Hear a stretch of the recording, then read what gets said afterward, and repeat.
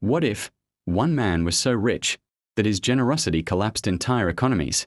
What if his wealth was so vast that historians still can't measure it?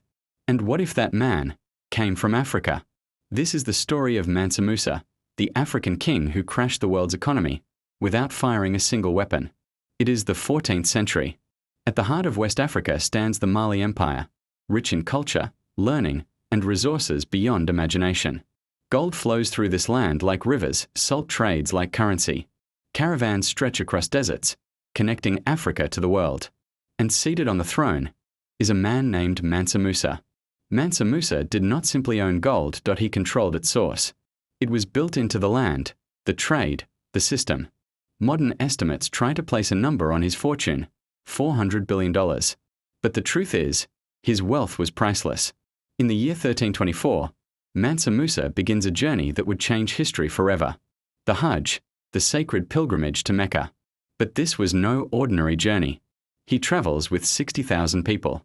Kings, scholars, soldiers, servants, 80 camels, each carrying hundreds of pounds of pure gold. Wherever he goes, Cairo, Medina, Mecca, he gives gold to the poor, gold to traders, gold to entire cities. Mosques rise, schools are funded. Lives are transformed, but gold is powerful because it is rare. And Mansa Musa made it common. Too much gold flooded the markets. Its value collapsed, prices soared.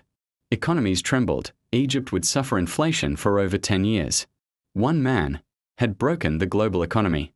History had never seen anything like it. Yet Mansa Musa was more than wealth. He was a visionary. He returned home with scholars, architects, and thinkers. He built libraries, universities, cities of knowledge. Under his rule, Timbuktu became the intellectual heart of the world. Books were copied by hand. Manuscripts filled with science, astronomy, medicine, and law. In Mali, knowledge was power and learning was priceless. In every echo of the past, a future is forged. Witness Mansa Musa, not merely a king of gold, but a patron of wisdom, laying the foundations of knowledge at Sankor, surrounded by the greatest minds of his era. After Mansa Musa's journey, Africa could no longer be ignored. European maps changed. They drew a king seated on a throne, holding a nugget of gold. Not a myth, not a legend, but a recognition of truth. Africa was wealthy. Africa was advanced. Africa was global. But as centuries passed, this story faded. Africa's greatness was silenced, its achievements minimized. Yet Mansa Musa remains undeniable proof that Africa shaped the world long before colonization. Mansa Musa died in 1337, but his legacy lives on. The richest human being in recorded history. A king of gold and knowledge. When we talk about world history, we often look in the wrong direction. Because sometimes history walks through the desert. Sometimes it wears gold, and sometimes it comes from Africa. In every echo of the past, a future is forged.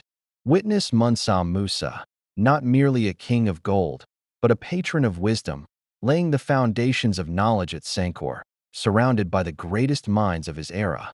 This is where legacy begins. See this tradition continue, as a wise elder in a quiet library imparts timeless advice to a young, ambitious innovator.